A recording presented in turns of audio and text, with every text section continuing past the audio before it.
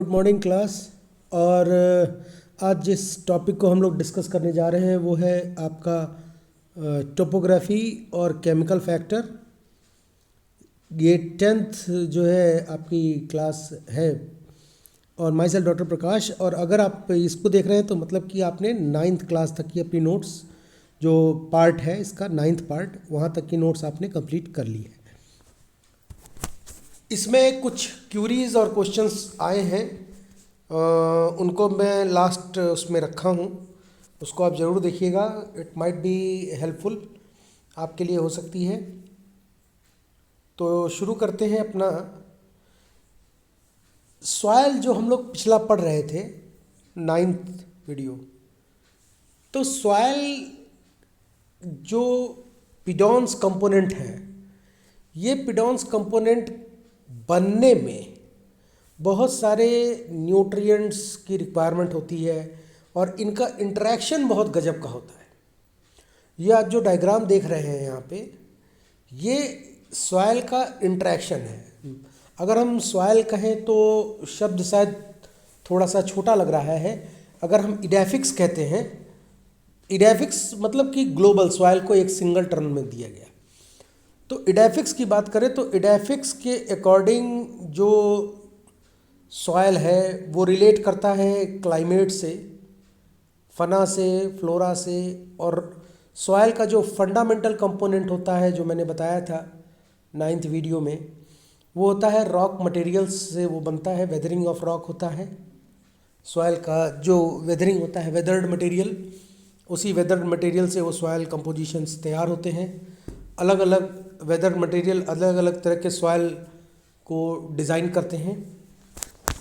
तो आज हम लोग जो डिस्कस करने जा रहे हैं वो केमिकल्स हैं, इनऑर्गेनिक्स and Organics.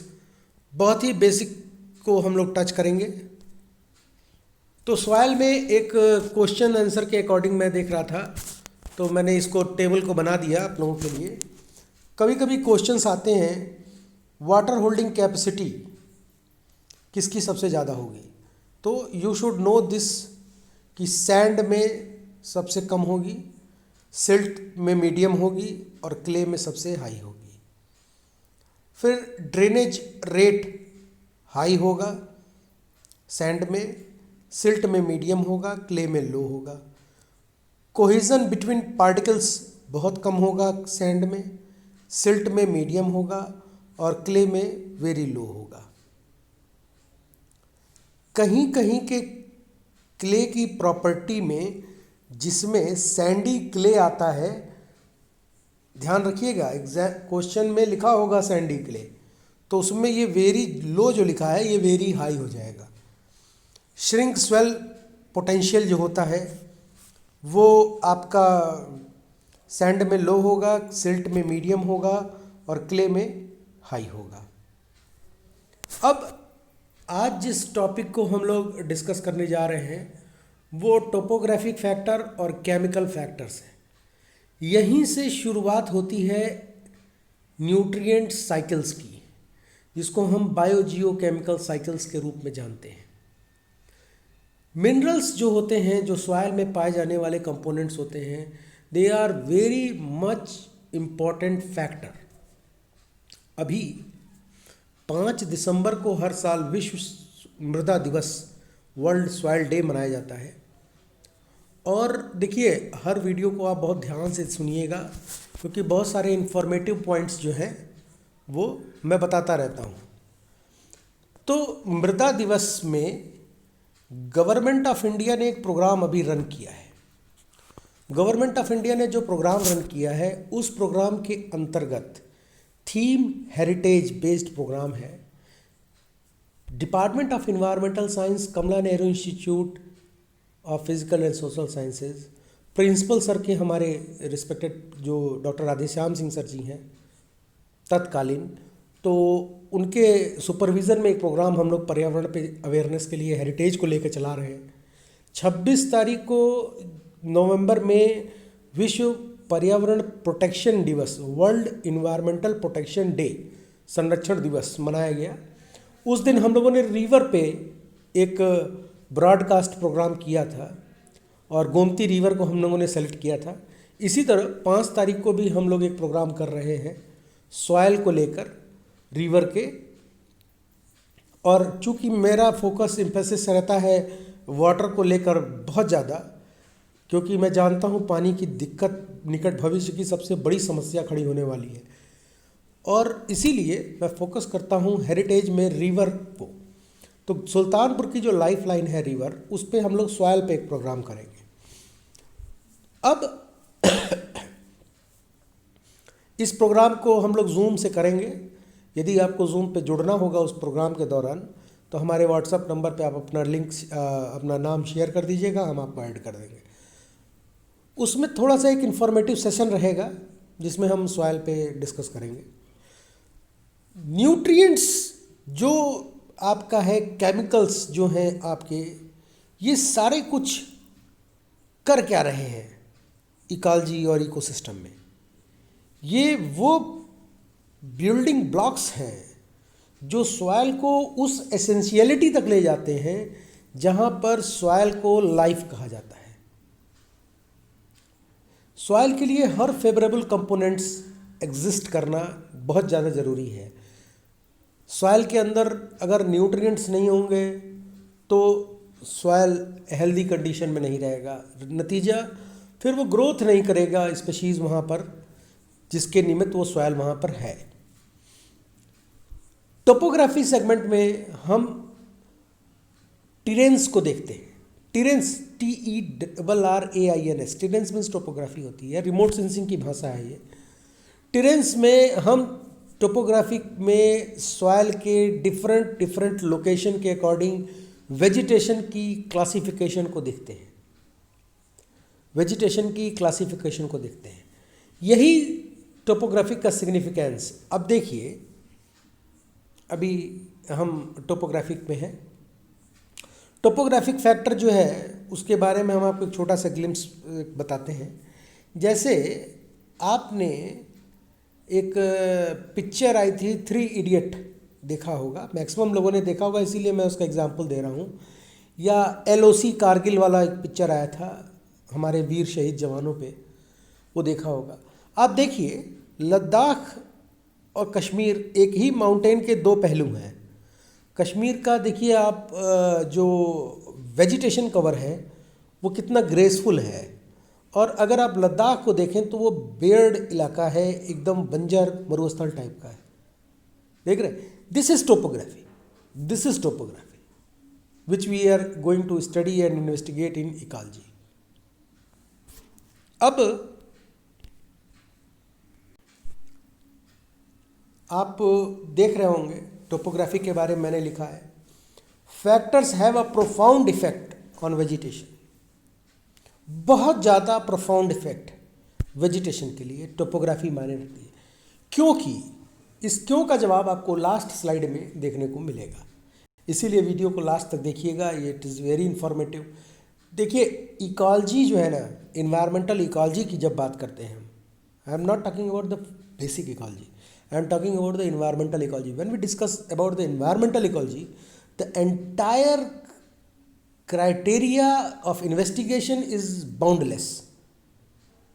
Beyond the boundaries की बात होती है, फिर वो कोई लिमिट नहीं रह जाती है इंटर रिलेशनशिप के और इंटरलिंकिंग के और डिपेंडेंसी के। When we talk about interrelationship and dependency and for the requirement of life, we talk about the ecosystem, we talk about the environment, we talk about the ecology. तो एक प्रोफाउंडल effect होता है, क्योंकि कोई भी टोपोग्राफी माइक्रो क्लाइमेट का निर्माण करने में सक्षम होती है। अब आप सोच रहे होंगे कि ये माइक्रो क्लाइमेट क्या है? Local weather pattern, local climatic pattern को हम माइक्रो क्लाइमेट के रूप में देखते हैं। 2 होता है, मैक्रो और micro. Macro climate means continental climate की बात होती है और माइक्रो मीन्स लोकल क्लाइमेट की बात होती है।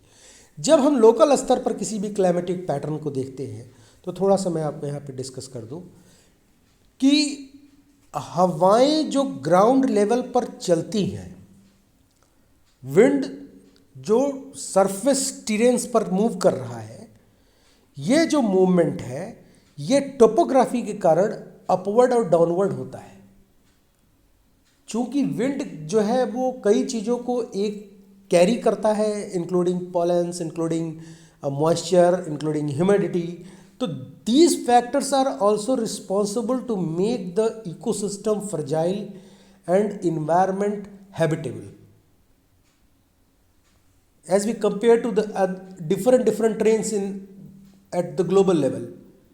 Though the earth is not a homogeneous planet, it is heterogeneous. The land and ocean terrains are distributed heterogeneously.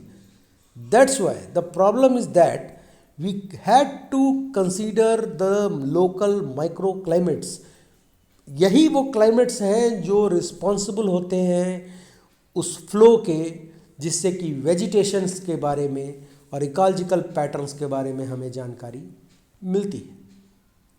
क्योंकि देखिए इको इन्वायरमेंट में आप कोई एक कंपोनेंट को पढ़ो ना, कोई भी एक कंपोनेंट आप ले लो, इसमें जो आप ये देख रहे हो इसमें से आप किसी भी कंपोनेंट पर क्लोज करो आँख और अपनी उंगली रख दो, इससे आसान तरीका नहीं बता सकता मैं। जिस भी कंपोनेंट पे आप रखोगे ना, you should relate each and every component with each and every factors which affect support life in any universal equilibrium. किसी भी यूनिवर्स के इक्विलिब्रियम में, पूरे हम छोटी चीज़ों की तो बात इन्वायरमेंट में होती नहीं, पूरा का पूरा यूनिवर्सल इक्विलिब्रियम जो है वो इन चीज़ों से डिपेंडेंट होता है।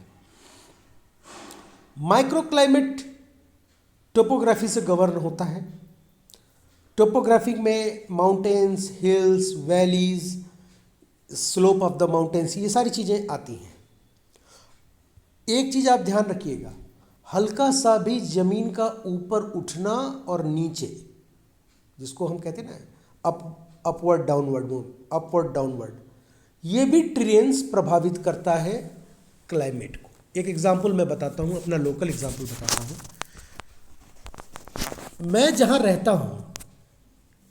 रहता हूँ और जो मेरी केएनआई जहाँ मैं पढ़ाता हूँ, इसके बीच में 200 मीटर्स की डिस्टेंस है, पर केएनआई और मेरे जहाँ मैं रहता हूँ इनके बीच में एक नेशनल हाईवे गुजरा हुआ है, ठीक है। अब केएनआई थोड़ा सा ऊंचा है और जहाँ मैं रहता हूँ करीबन मान के चलिए आपकी 20 फीट की एक ट्रेन है, माने लो लैंड एरिया है जिसपे मेरा आवास है जहाँ पे। अब इसमें क्या होता है, जब ठंडी के सीज़न में अगर कोई एयर प्रेशर क्रिएट होता है तो फॉग यहाँ पर बहुत लंबे समय तक एग्जिस्ट करते हैं as compare to 200 metre distance from my house. आपको मैं इसको मैं दिखाता हूँ। एक्चुअली इन्वायरमेंट इज़ ना वेरी फैसिनेटिंग फॉर मी, मैं इसको जीता हूँ, और जब आप किसी सब्जेक्ट को जीते हैं तो इट इज़ वेरी गुड। अब देखिए इधर पे ये आपका नेशनल हाईवे है, इधर आपका केएनआई है और इधर मेरा रूम है, ठीक है। ये थोड़ा सा एरिया ज़्यादा शॉलो है एज़ कंपेयर टू केएनआई। ये सड़क ऊंचे पर है, ये सड़क ऊंची ही है, ठीक है। अब कोई भी हवा का पैटर्न अगर इस एरिया में आता है तो लंबे समय तक यहाँ पर एग्जिस्ट करता है। इसी के कारण ठंडे समय में, ठंड के दौरान हमारी तरफ फॉग जो होता है वो ज़्यादा देर तक रहता है इन कंपेरिजन टू केएनआई, और ये this is due to topography. ये टोपोग्राफिकल चेंज जो है गवर्न कर देता है लोकल क्लाइमेट को। ये इन्फ्लुएंसिंग है कि कैसे लोकल क्लाइमेट को टोपोग्राफी चेंज करता है। अब देखिए जैसे जैसे हम सुल्तानपुर में केएनआई से गोमती रिवर की तरफ मूव करेंगे, गर्मी के दौरान भी शाम के समय का जो सबसाइडेंस ऑफ एयर मास होता है उस दौरान वहाँ पे मौसम ठंडा हो जाता है, देख रहे हैं? क्योंकि जो पानी दिन भर इवेपोरेट हुआ वो तेज़ी से ठंडा होता है, तेज़ी से ठंडा हो जाता है, और ठंडा होने के बाद से जब उसके ऊपर हवाएं बहती हैं तो वो लोकल उस पर्टिकुलर 150 मीटर्स में एरिया को कूल डाउन कर देती है। पर डेंजरस है, क्योंकि किसी भी रिवर के 500 मीटर्स के दायरे में आपको आवास नहीं बनाना चाहिए, फिर वो फ्लड प्लेन में आता है और वो प्रॉब्लमेटिक हो जाता है। खैर आगे चलते हैं तो हम देखते हैं कि स्लोप जो है उसको लेकर इरोजन और जियोडायनेमिक्स एजेंसीज जो हैं, जियोडायनेमिक्स एजेंसीज की बात करें तो इट इज़ नथिंग, इसको परेशान मत होइए, ये आपका वेदरिंग प्रोसीजर्स को जियोडायनेमिक्स कहा जाता है। इसमें जियो केमिस्ट्री आती है जो एमएससी इन्वायरमेंटल साइंस के 5th पेपर में 2nd ईयर में पढ़ाई जाती है हमारे यहाँ। कुछ बचता नहीं है, मैं बता रहा हूँ ना, एनवायरमेंटल साइंस में दुनिया का कोई सब्जेक्ट ऐसा है नहीं जो बचता हो, इंजीनियरिंग से लेके लॉ तक, नैनो टेक्नोलॉजी से लेके बायोटेक्नोलॉजी तक। अब जो टोपोग्राफिकल ट्रेन है उसके आधार पर एरियाज को, स्लोप्स को 4 अलग अलग डिफरेंशिएटेड पार्ट में बांट दिया गया। पहला हाइट ऑफ द माउंटेन, दूसरा direction of the mountain, steepness of the slope and exposure to the slope. अब आप इसको देखिए, देख रहे हैं height of the mountain, let me take my pen, height of the mountain, ठीक है, आप इसको एलिवेशन भी कह सकते हैं। देखिए अगर ये ब्लर दिख रहा होगा तो आप अपने ट्रिपल डॉट वाला यहाँ पे एक बटन आएगा, ट्रिपल डॉट होगा यहाँ पे, ऐसे इसको क्लिक करिएगा तो नीचे क्वालिटी आएगी, उसको आप इन्हांस करके 400 और जो है HD वर्जन कर सकते हैं। वैसे ये 360 ऑलरेडी है। तो जैसे जैसे हम ग्राउंड से पोलर की तरफ मूव कर रहे हैं, क्या हो रहा है देखिए, फॉरेस्ट, यहाँ पे rain forest, temperate forest, Tyga forest, फिर टुंड्रा वेजिटेशन, फिर पोलर आइस कैप मिलेगा, देख रहे हैं। वही चीज़ आप ये देखिए, इक्वेटर से नॉर्थ पोल चले या इक्वेटर से साउथ पोल चले, यही लैटिट्यूडल बायोम डिस्ट्रीब्यूशन जो है ये स्लोप ऑफ द माउंटेन और हेट्रोजेनिसिटी ऑफ द लैंड एरिया के अकॉर्डिंग नेचर ने डिवाइड कर रखा है। नेचर का जो डिवीज़न है, और ये क्यों इन्फ्लुएंस हो रहा है स्लोप ऑफ द माउंटेन, और ये जो हम पढ़ रहे हैं topography, which is the most important factor of topography. अगर हम टोपोग्राफी की भी फैक्टर की बात करें जिससे कि वेजिटेशन एक्सपोजर हो रहा है, तो कौन सा सबसे इंपॉर्टेंट फैक्टर होगा?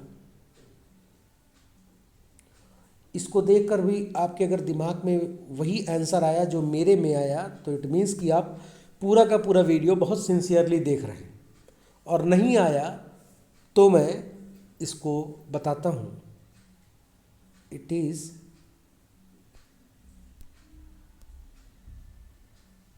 क्या होगा? टेम्परेचर।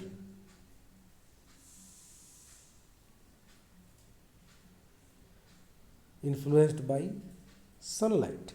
सनलाइट से इनको टेम्परेचर मिलता है, और इसी टेम्परेचर के आधार पर ये सारी चीज़ें डिस्ट्रीब्यूट होती हैं टोपोग्राफिकली।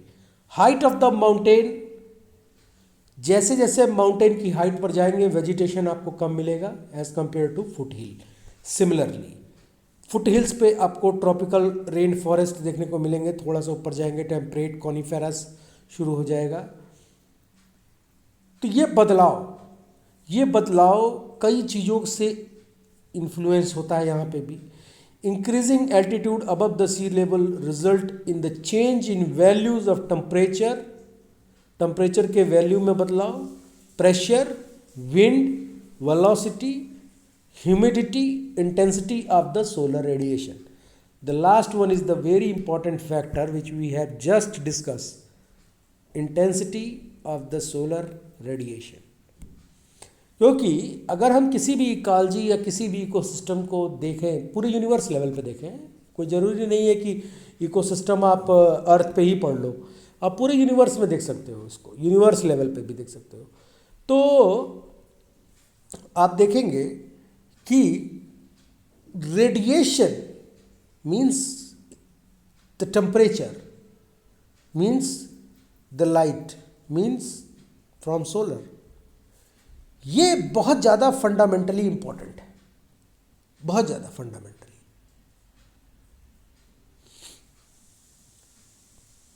और जैसे जैसे डिफरेंट डिफरेंट लाइट का डायरेक्शंस इधर उधर होंगे, वेजिटेशंस भी वैसे ही हो जाते हैं। क्योंकि अक्सर मैंने बताया था इसके पहले वाले में भी फोटोटैक्टिक मूवमेंट्स के बारे में, फोटोनेस्टिक मूवमेंट के बारे में, तो ये चीज़ें प्लांट अडॉप्ट करता है। भाई प्लांट सिंपल एक काम करता है, पहला फंडामेंटल प्रोसेस क्या है, फोटोसिंथेसिस फंडामेंटल प्रोसेस है। अगर हम किसी भी प्लांट का फंडामेंटल प्रोसेस देखें तो वो फोटोसिंथेसिस हुआ। फोटोसिंथेसिस क्या है, प्लांट का खाना बनाने का तरीका है। अब प्लांट बना क्या रहा है, खाना बना रहा है अपना खाना, food. That's why food chain is very important in entire ecology. Direction of the mountains and valleys के कुछ एग्जाम्पल्स मैंने लिए हैं। जैसे जिस डायरेक्शन में, जो मैंने शुरुआत में बताई ना आपको, LOC कारगिल पिक्चर का एग्जाम्पल दिया और 3 इडियट का एग्जाम्पल दिया। अब कश्मीर वैली को देखो आप, कितनी खूबसूरत है, फैसिनेटिंग, फैसिनेटिंग। इसको कहते हैं पैराडाइज ऑन अर्थ। कहते हैं ना धरती पर कहीं स्वर्ग है तो वो कश्मीर है। हमी अस्तो, हमी अस्तो, हमी अस्तो। इसमें एक एग्जाम्पल है कि जो है जब सनलाइट पड़ती है, आउटर हिमालयंस का एग्जाम्पल है। हमने हिमालयाज को लिया क्योंकि you see that Himalayan ranges जो है वो पूरे आर्यव्रत को गवर्न कर रहा है वहाँ का। क्योंकि एक बार, बहुत पहले की बात नहीं है, ये 80s की बात है, रशियन वैज्ञानिकों का एक टीम इंडियन वैज्ञानिकों के साथ एक एक्सपीडिशन किया था। उसका नाम था मोनेक्स, MONEX, मोनेक्स एक्सपीडिशन। तो मोनेक्स एक्सपीडिशन जब वो कर रहे थे तो उसके दौरान वो इंडिया के मॉनसून पैटर्न को देख रहे थे, और उसका जो आउटकम निकला वो ये निकला कि हिमालयंस जो है वो गवर्न करते हैं इंडियन कॉन्टिनेंट का जो पूरा ये पैटर्न है मौसम का। अब हम इंडियन कॉन्टिनेंट क्यों कह रहे हैं, क्योंकि कई सारे क्लम्स इसमें आ रहे हैं। कोई ज़रूरी नहीं है कि जो है आप जब इन्वायरमेंट की बात करें तो आप बाउंड्रीज़ को ध्यान रखें। मैं पहले ही कहा था कि बाउंड्रीज़ नहीं है। अब बांग्लादेश का climate, including Sri Lanka, India, Myanmar, ये गवर्न होता है हिमालयन कॉन्टिनेंटल रेंजेस से। बे ऑफ बंगाल में जब टेम्परेचर हाई होता है, इनका इस जून के महीने में इवेपोरेशन होता है, फिर हवाएं इस गर्म तापमान को लेकर चलती हैं तिब्बत और हिमालयन रेंजेस पे, और ये तिब्बतियन पठार, तिब्बतियन रेंजेस में जितना हिमालयंस है इनसे ये इंटरेक्ट होती हैं, और इंटरेक्ट होने के बाद से वो कूल डाउन होकर फिर वो बादल का फॉर्मेशन करके और फिर वो मूव करती हैं, और ये क्लाउड प्रेसिपिटेट होते हैं इस पूरे होराइजन में। ये चीज़ है। तो अब ये तो मोनेक्स एक्सपीडिशन का मैंने बताया आपको। आउटर हिमालयाज की बात करें तो फ्रिक्वेंट रेनफॉल, लग्जेरियंट वेजिटेशन होता है। मिडिल और इनर हिमालय ड्राई और पुअर वेजिटेशन है, क्योंकि वहाँ सनलाइट जो है लॉन्ग टर्म नहीं रहती है। वहाँ पे आपको मैक्सिमम शॉर्ट डे प्लांट्स मिलेंगे जो शेड में ग्रो कर जाए, लाइकेन मॉर्स मिल सकते हैं, समझ रहे हैं। तो ये इस तरह की स्पीशीज़ यहाँ पे पाई जाएगी। मॉइस्चर कंटेंट को भी लेकर एक अपना इन लोगों का डिपोजिशन को लेकर है कि मॉइस्चर जो है जब आपका इनर हिमालयाज़ और मिडिल हिमालयाज़ में पहुंचता है तो वो कमज़ोर हो चुका होता है, कम होता है as compare to outer Himalayas. South side Kullu valley जो कश्मीर में है, रिचेस्ट वेजिटेशन है।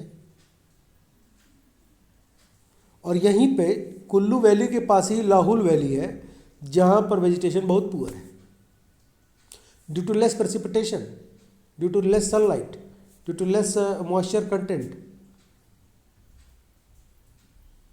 फिर हिमालयाज़ जो है वो एक क्लाइमेटिक बैरियर के तौर पे काम करता है, साथ ही साथ जो नेबरिंग एरियाज़ और जोन्स हैं उनके लिए एक एयर सर्कुलेशन पैटर्न का भी काम करता है। यही चीज़ मोनेक्स एक्सपीडिशन से एक्सप्लोर हुई। Slope of the mountain decide करता है मूवमेंट ऑफ विंड को, जिसको आप क्लाइमेटोलॉजी में पढ़ेंगे। मूवमेंट ऑफ विंड को, गर्म हवाएं दिन में जैसे सूरज चढ़ता है हवाएं ऊपर की तरफ माउंटेन में मूव करती हैं, रात में सूरज ढलने के बाद वो नीचे की तरफ डाउनवर्ड मूव करती हैं। तो जब वो डाउनवर्ड मूव करती हैं तो वो ठंडी हो जाती हैं।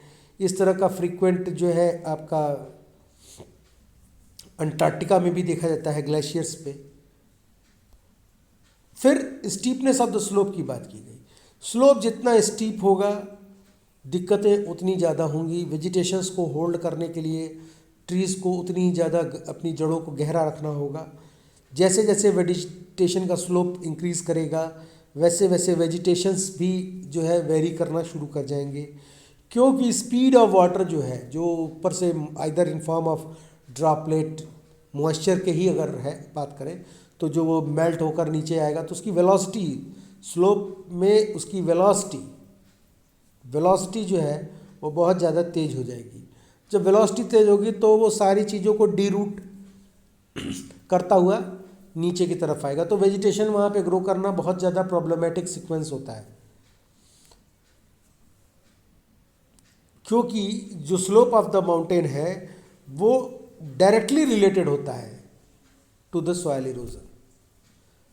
अब आप देखिए, जैसे जैसे हम पहाड़ों पर पेड़ काटेंगे तो पेड़ क्या कर रहे हैं, वहाँ पे जो मौजूद न्यूट्रिएंट्स है, जो सॉइल है, उनको होल्ड किए हैं। अब पेड़ को आप जब काट देंगे तो बारिश के दौरान वहाँ की सॉइल बहकर, चूँकि सारा का सारा रिवर सिस्टम इंडिया का माउंटेन से है, मैक्सिमम इंडो गंगेटिक की बात करें या पेनिनसुलर रिवर की भी बात करें तो इंडो गंगेटिक तो प्रोन है।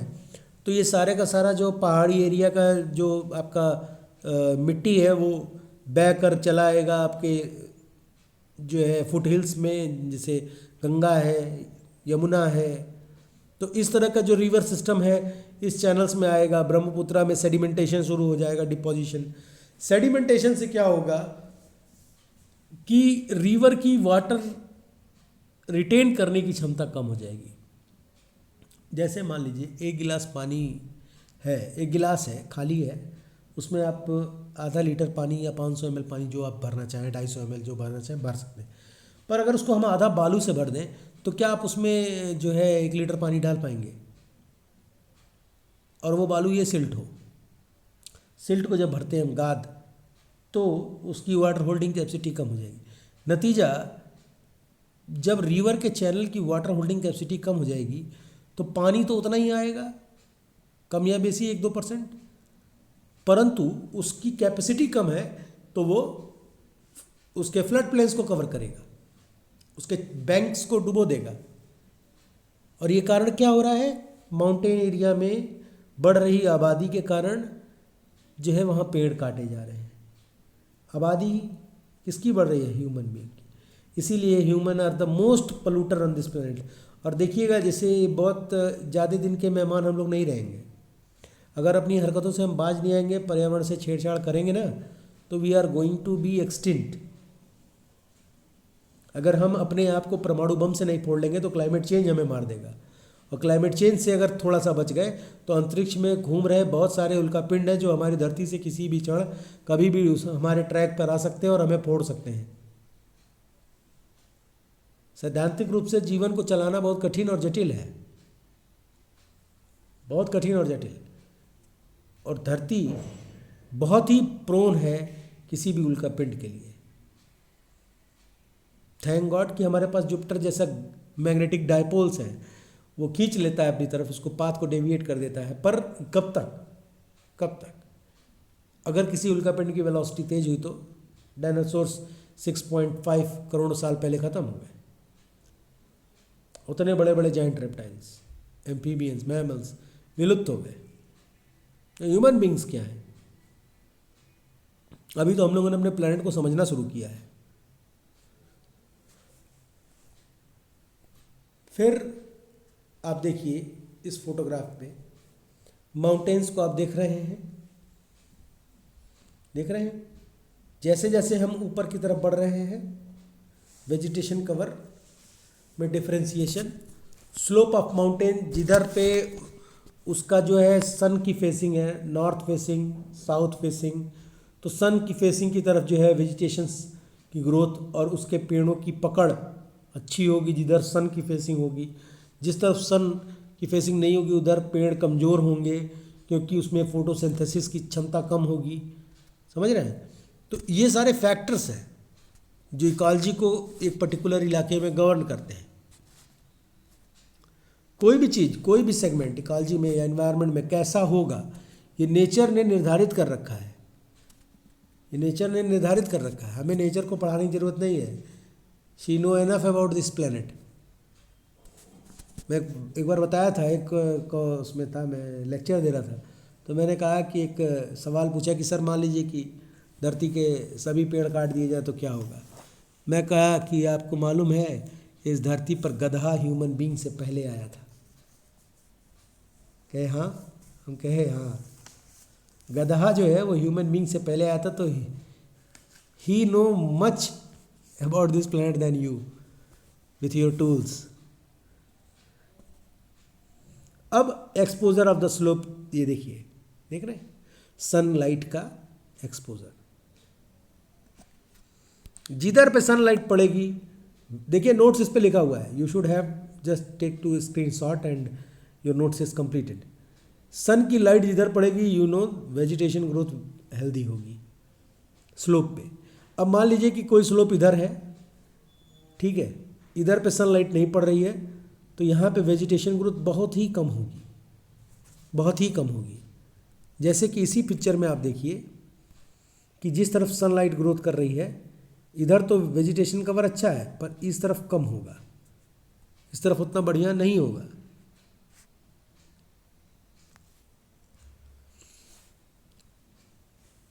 इसीलिए जो भी ग्रीन हाउस बनाते हैं वो पॉली हाउस बनाते हैं। बेसिकली उसको फंडामेंटली इसलिए बनाते हैं कि जैसे अब कहीं पर कोई पौधा या फल नहीं हो रहा है टेम्परेचर का कारण,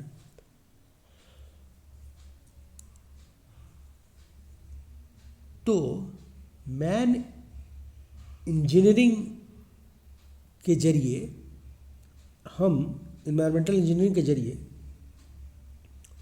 हम ग्लोबल वार्मिंग को चूँकि समझ रहे हैं, इसीलिए टेम्परेचर को लेकर हम एक कंट्रोल मीडियम तैयार करते हैं, एक हाउस तैयार करते हैं, और जिसमें कि हम उस चीज़ को ग्रो करा सकते हैं। जैसे मान लीजिए कोई चीज़ें गर्म, अब आप देख रहे होंगे गोभी आपको थ्रू आउट द ईयर मिल रही है, गाजर आपको थ्रू आउट द ईयर मिल रहा है, खीरा आपको थ्रू आउट द ईयर मिलेगा, बहुत सारी सब्जियां थ्रू आउट द ईयर मिल रही हैं इंक्लूडिंग लेडी फिंगर एंड जो है बॉटल गार्ड। तो ये पॉली हाउस की देन है, ये उसी पॉली हाउस की देन है जिसमें हम लोगों ने ग्लोबल वार्मिंग को समझा और ट्रैपिंग की, ऊर्जा की, और ऊर्जा की ट्रैपिंग करने के बाद से हम उसको वहाँ पे ग्रो करा रहे हैं। मैंने एक बार एग्जांपल दिया था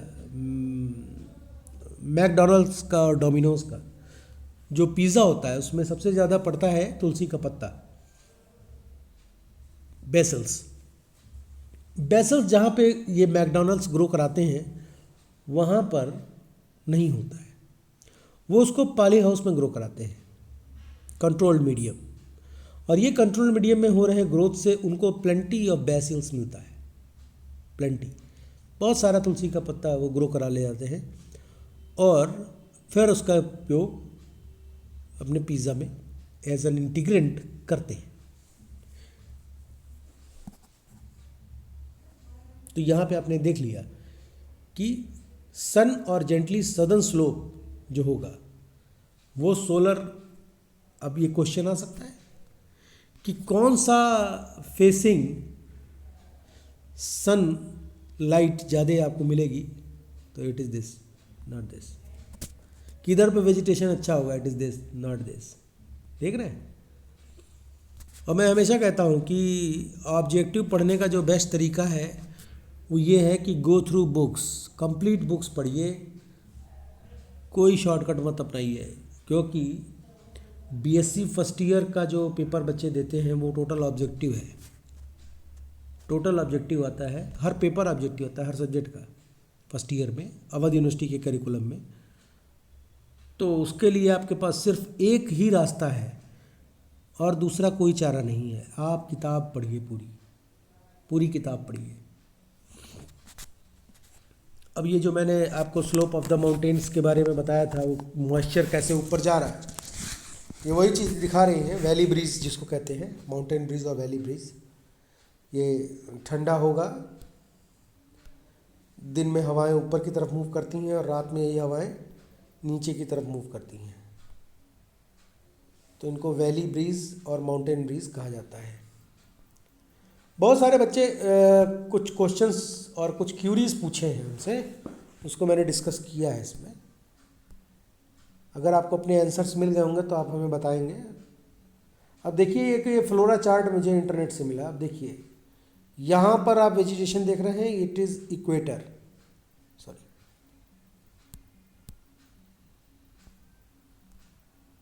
ये जो निचला आप इसका देख रहे हैं ये इक्वेटर है। फिर अब इक्वेटर 0 डिग्री पर है और हम 0 डिग्री से बढ़ रहे हैं 90 डिग्री की तरफ। तो देख रहे हैं वेजिटेशन में आपका अंतर देखने को मिलेगा। देख रहे हैं अलग अलग तरीके का जो आपका कैनोपी होता है, डोम शेप, कोन शेप, वो भी चेंज हो रहा है, वो चेंज होता चला जाएगा।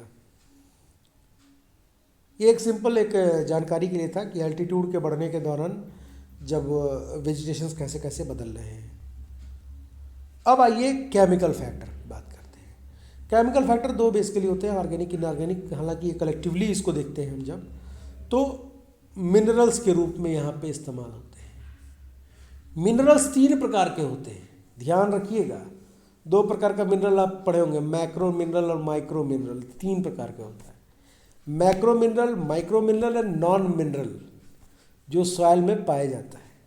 Macro minerals NPK, CaSMg। Micro iron, boron, manganese, chlorine, zinc, copper, molybdenum, निकल। And what is non-mineral component? What is non-mineral component? Means the component which is in mineral as in supportive but not act as a mineral. It is carbon, hydrogen and oxygen. Carbon, hydrogen और oxygen, इनको non mineral के category में रखा गया है। अगर आप local किताब पढ़ेंगे तो इसको जो है ये मैक्रो में ही रख दिया गया है। पर अगर आप रेफरेंस बुकें पढ़ेंगे जो अच्छी और ओरिजिनल टेक्स्ट लिखती हैं तो ये 3 क्लासिफिकेशन आपको देखने को मिलेगा। अब इसी को हम अंदर डिस्कस करेंगे। In the form of soil nutrient की बात करें तो सॉयल न्यूट्रिएंट का 3 जो है जो सोर्सेज हैं, सोर्सेज की बात करें तो मेजरली ऑर्गेनिक मैटर के डिपोजिशन, प्रेसिपिटेशन, पहाड़ पे बारिश हुई, पहाड़ पे मौजूद न्यूट्रिएंट्स, रॉक में न्यूट्रिएंट्स हैं, वेदरिंग के कारण ग्राउंड पे आया, वेदरिंग के कारण ग्राउंड पे आया इस न्यूट्रिएंट्स का, या वेदरिंग के कारण वहीं पे एब्जॉर्ब हुआ प्लांट के द्वारा। फिर इसके बाद से बायोलॉजिकल नाइट्रोजन फिक्सेशन है। इनऑर्गेनिक फर्टिलाइजर्स हम इस्तेमाल करते हैं, जैसे न्यूट्रिएंट डिफिशिएंसी हुई तो इनऑर्गेनिक फर्टिलाइजर्स का इस्तेमाल किए। फिर weathering of soil and minerals, वही जो मैं बता रहा था अभी, प्रेसिपिटेशन से ही होता है टूटना, खनिज पानी में मिलते हैं जो। कुछ प्लांट्स हैं जो सिम्बियोसिस विथ माइक्रोऑर्गेनिजम्स करते हैं। 2 इम्पॉर्टेंट टाइप्स इसमें बताए गए हैं, एक बैक्टीरियल है, दूसरा माइकोराइजल फंगाई है। बैक्टीरियल में राइजोबिया इस्तेमाल होता है जो कि एटमॉस्फेरिक नाइट्रोजन को कन्वर्ट कर देता है अमोनिया में। ये सब नाइट्रोजन साइकिल में डिस्कस होने वाला है, क्योंकि अब इसके बाद साइकिल ही चलेगी, बायोजियोकेमिकल साइकिल पूरी आ जाएगी आपकी, और पूरी biogeochemical cycle with transformation of energy. फिर इसके बाद से माइकोराइजल फंगल एसोसिएशन है। फंगल एसोसिएशन रूट पे होता है, लिग्यूम्स रूट लिग्यूम्स पे होता है, जहाँ से न्यूट्रिएंट्स अपटेक होते हैं। तो ये सब सोर्सेज हैं, ब्रेक डाउन होकर न्यूट्रिएंट्स कैसे प्लांट अपटेक करता है। इसीलिए सैप्रोफिटिक इकोसिस्टम जो आपने पढ़ा होगा इकोसिस्टम के वीडियो में, वो बहुत ज़्यादा मेजर रोल अदा करता है ब्रेक डाउन ऑफ मॉलिक्यूल्स, जो हायर कंपोनेंट्स होते हैं उनको सिंपलर ऑर्गेनिक सब्सटेंस में तोड़ने के लिए, क्योंकि saprophytes are the fundamentals which are use for the break down of molecules. Why this happen?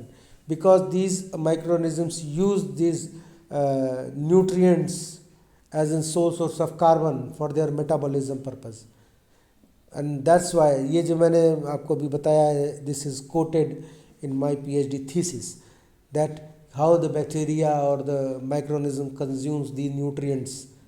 They use these nutrients as a sole source of carbon.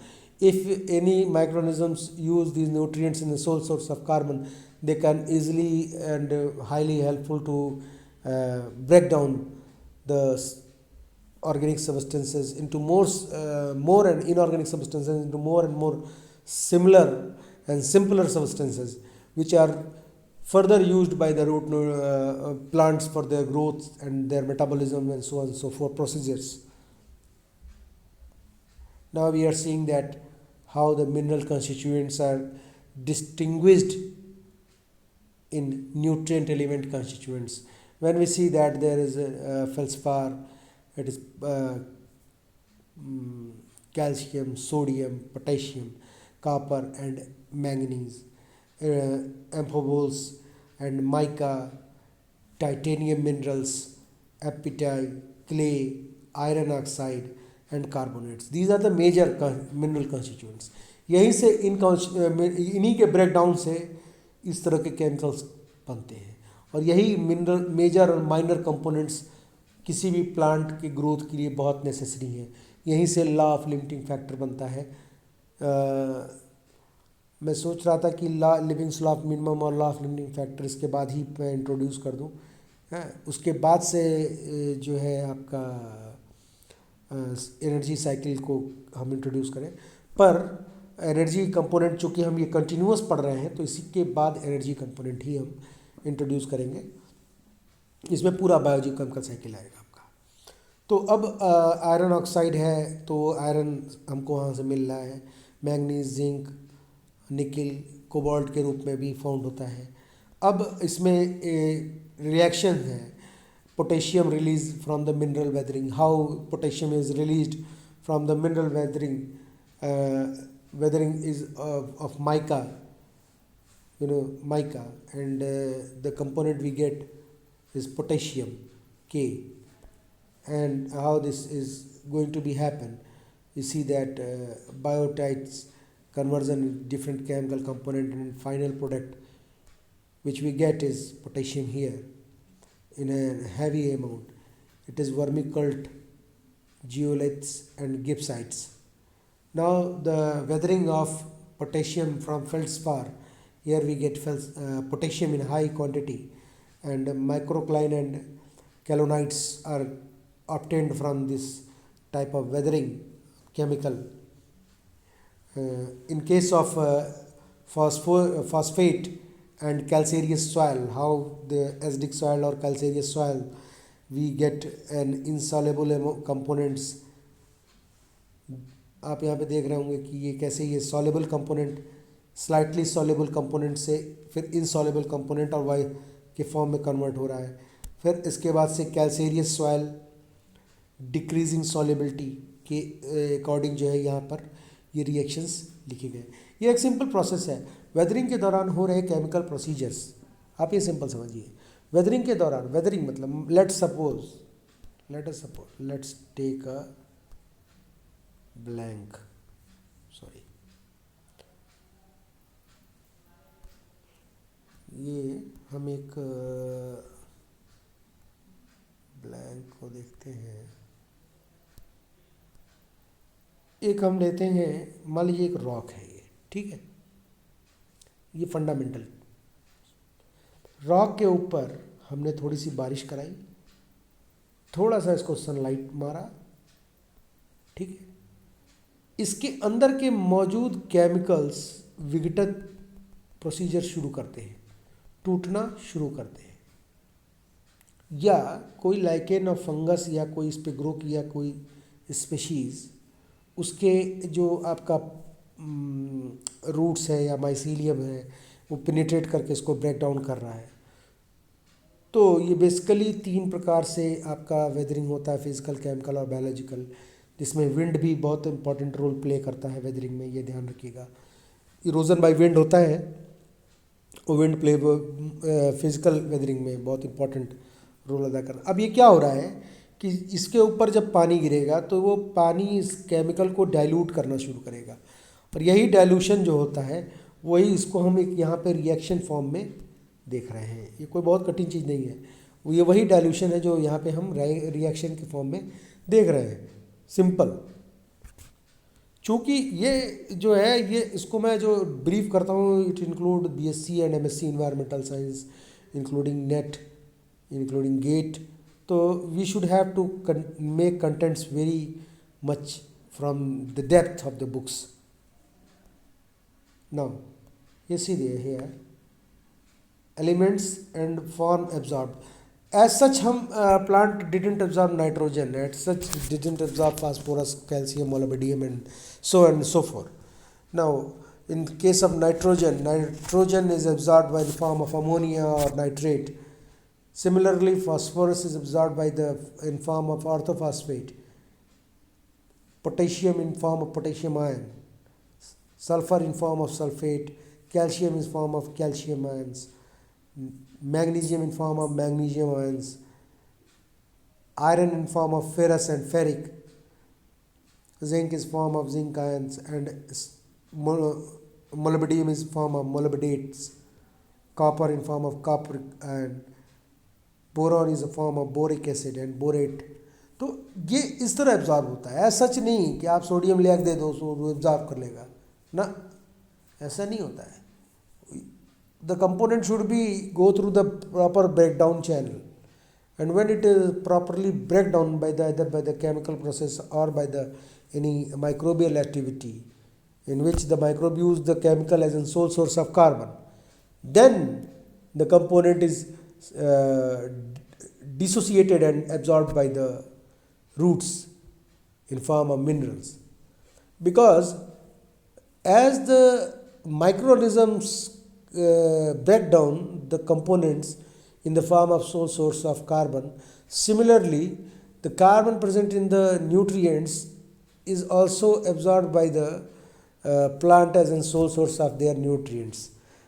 The process is similar. But when we talk about the microorganisms and when we studied about the plants, the mechanisms in form of reactions are different. The process is same. Both are absorbing the nutrients as a sole source of carbon, nothing else, including human being. Now the fundamental nutrients. There are few fundamental nutrients which is classified into the 3 types. Process in which the component absorbed, 3 fundamental जो process है उसके according जो component absorb हो रहे हैं, उसमें यह है कि सिंपल डिफ्यूज़न है और जो है आपका फैसिलिटेटेड डिफ्यूज़न है एंड एक्टिव ट्रांसपोर्ट मैकेनिज्म है. It is nothing simple diffusion means कि in the presence of oxygen the components were non polar molecules were absorbed moving passively through the cell lipid bilipid layers membrane without any use of transport proteins. Facilitated diffusion is a rapid movement of solute or ions following the concentration gradient facilitated by the transported protein. जैसे कि in case of HPLC or gas liquid chromatography, we use carrier gas which is zero group element, highly radioactive, and maximum use radon. तो इसी तरह जो है, अगर हम किसी कैरियर के माध्यम से इसको हम ट्रांसपोर्ट कराते हैं तो वो जो नेचर जो प्लांट कर रहा है वो फैसिलिटेटेड डिफ्यूज़न होता है। 3 मुख्य प्रोसेस है। एक्टिव ट्रांसपोर्ट मैकेनिज्म है जिसमें सेल आयंस के फॉर्म में, मॉलिक्यूल्स के फॉर्म में उसको एब्जॉर्ब करता है, जो इसीलिए देखिए आप यहाँ पर calcium is not directly been uptake है। आप कैल्शियम जो है डायरेक्ट प्लांट को देंगे तो वो नहीं लेगा, वो फॉर्म ऑफ कैल्शियम आयन लेगा, ठीक है। तो इसी तरह ये जो है इसको लेता है। जो एक्टिव ट्रांसपोर्ट मैकेनिज्म होता है इसमें जो है जो एनर्जी रिक्वायर होती है वो यूजली एटीपी, एडोनेसिन ट्राईफॉस्फेट, इसी को मैं आत्मा भी कहता हूँ। अगर कोई भी टॉक्सिक सब्सटेंस अगर एडेनोसिन ट्राईफॉस्फेट साइकिल के अंतर्गत आपके शरीर में आ गया, एंजाइम सबस्ट्रेट कॉम्प्लेक्स बनाया, then you are finish, because ATP cycle से ही सारा का सारा कनेक्ट होता है शरीर में, इन केस ऑफ ह्यूमन बीइंग और इन केस ऑफ प्लांट। कुछ केमिकल्स हैं जिनके बारे में इंपॉर्टेंट दिया गया है इसमें, जैसे nitrogen is needed for the are plant growth process. फिर आप देख रहे होंगे फॉस्फोरस है, it is essential component for many vital plants process. Potassium है, it is also needed for the wide range of important process within the plant. Sulphur है, it is required for formation of several amino acids, proteins, vitamins and for the chlorophyll production. Calcium is use for the proper functioning and growing of the plant की growth के point of view से देखें तो। फिर manganese है, manganese is an essential component for chlorophyll, as we all know. Chlorophyll जो है वो फोटोसिंथेसिस का प्रोसेस का होता है। फिर मोलिब्डेनम है, it is directly involve in nitrogen metabolism. Copper जो है एंजाइमेटिक रिएक्शन के लिए होता है। फिर बोरॉन है, boron is necessary for the sugar movement of sugar in plant and metabolism of nitrogen. Manganese, iron and zinc, manganese, iron and zinc are the essential for the plant growth process. Here the law of limiting factor exists on the boron. When we talk about the law of limiting factor, it is describe the minimum amount of substance required to sustain a healthy life is the limiting factor. मतलब कि वही limiting factor होता है, वही जीवन के लिए बहुत एसेंशियल होता है जो आपको मिनिमम मात्रा में चाहिए होता है। फिर इसके बाद निकल है, व्हेन वी टॉक अबाउट निकल, it is nitrogen metabolism. Maximum जो है nitrogen metabolism and phosphorus metabolism के लिए शरीर जो प्लांट्स हैं न्यूट्रिएंट्स को एब्जॉर्ब करते हैं। क्लोरीन कार्बोहाइड्रेट मेटाबॉलिज्म क्लोरोफिल के लिए इस्तेमाल होता है। सोडियम है for the proper beneficial role for the आपका फ्रूटिंग के लिए होगा। फिर हेलियोफाइट्स में इसका अलग रोल है। इसके बाद से कोबाल्ट है, कोबाल्ट जो है वो आपका पल्सेस में, और ये एटमॉस्फेरिक नाइट्रोजन ये भी फिक्स करता है। सिलिकॉन है, सिलिकॉन प्लांट के सेल वॉल को जो है मजबूत करने के लिए, स्ट्रक्चरली रिजिड बनाने के लिए इस्तेमाल होता है। सेलेनियम है, ये बायोलॉजिकल एजिंग जो है प्रोसीजर्स को अल्ट्रावायलेट रेज से प्रोड्यूस होने वाले हार्मफुल स्ट्रेस से बचाता है। ये क्वेश्चन एक IAS में भी आया था, which is the chemical component taken by the plant which help plant to protect itself from the highly ultraviolet radiation, it is selenium. Selenium जो है वो प्लांट को स्ट्रेस से बचाता है अल्ट्रावायलेट रेडिएशंस के इम्पैक्ट में आने से। जैसे कि जब थर्मोफाइल्स की बात करते हैं, थर्मोफाइल्स में क्या होता है कि जो है जब थर्मोफाइल्स की कैटेगरी में जाएं और हम एक्सट्रीमोफाइल्स की बात करें, एक्सट्रीम एलिमेंट, एक्सट्रीम कंडीशन में रहने वाले स्पीशीज़ की बात करें, तो मैंने एक रिसर्च पेपर लिखा था इस पे, तो उस पर मैंने लिखा था कि जो ऐसे स्ट्रक्चर होता है उनका वो उनको स्ट्रेस से बचाने के लिए इस्तेमाल किया जाता है, शरीर उसका इस्तेमाल करता है। तो ये जो है इन केस ऑफ उनके DNA की बात थी, और यहाँ पे जो केमिकल है वो सेलेनियम है। वो प्लांट को अल्ट्रावायलेट रेडिएशन से स्ट्रेस जो है ना हो, उसको कोई डैमेज ना हो कोलेट्रली, तो उसको ठीक करने और उसको मेंटेन करने के लिए सेलेनियम प्लांट अपटेक करता है। इसके बाद से कुछ क्वेश्चंस एंड क्यूरीज थे हमारे पास बच्चों के, क्वेश्चंस और क्यूरीज अलग अलग होती हैं, you know that question is different and queries is different. Questions means you need a right answer and queries means you need answer with explanation. You should understand the words also. Y-shaped ecosystem जो आपका energy flow के लेके diagrammatic representation होता है वो किसने दिया था? देखिए दो आंसर है, एक है ईपी ओडम और दूसरा है H T Odum. The right answer is H T Odum. H T Odum ने दिया था. ओरिजिनल इसका एच टी ओडम है, not E P Odum. If you are putting E P Odum and H T Odum together तो भी आपका answer गलत है. फिर एक क्वेश्चन था Lincoln index major. Lincoln index जो है ये गेट का क्वेश्चन है, आया भी है. तो ये पॉपुलेशन साइज को डिस्क्राइब करता है. इकोलॉजी का मोस्ट रेलेवेंट एबायोटिक फैक्टर कौन सा है? There are many abiotic factors in ecology, but the temperature is very much important, very much relevant for any full-fledged growth of standing crop or unit biomass productivity, or when we observe that any global biome scenario, or when we study or investigate the ecosystem at different zone of aquatic. Either you see the profundal limit or luminex limit or abscissal plane or epimelon or hypomelons, then you find that the temperature is the basic fundamentals and very essential relevant component of the ecology. Now the second question is ये इसमें जो आप ecology का दिखाइए it is explanation need. तो मैं बता रहा ना कि जो है क्वेश्चन और क्यूरीज में अंतर होता है. Question means you need answer, exactly right answer, but in case of query you need answer with explanation. Answer with explanation. Order पूछा गया है सक्सेशन का. जिस सक्सेशन में मैंने डिस्कस भी इसको किया था, पर मैं यहाँ भी इलेबोरेट कर देता हूँ, आपको बता देता हूँ. न्यूडेशन, फिर invasion, competition, coaction, reaction and last is stabilization, the climax community. फिर पूछा गया कि those organisms who can breed only once in a lifetime. Semelparous organism. Which type of association is found between entomophilous flower and pollinating agent? It is mutualism. Climax pattern theory was proposed by Whittaker in 1953. Monoclimax theory was proposed by Clement in 1936. Polyclimax theory was proposed by Tinsley in 1939.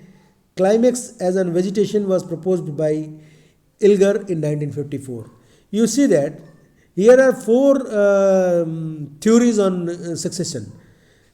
Climax pattern theory, monoclimax theory, polyclimax theory and climax and vegetation theory. There are four theories on succession. That's why I am saying that succession is very important process of the ecology and the development of an ecosystem or environment in any cosmic equilibrium. That's and thank you very much. If you have any query or questions, आप हमारे WhatsApp को भी कर सकते हैं इस्तेमाल, और जो है आप हमारे जो है इसमें नीचे YouTube पे भी कमेंट कर सकते हैं. कैसा लगा होगा एक्सप्लेन करिएगा, बताइएगा. Thank you. Have a nice day. खुश रहिए.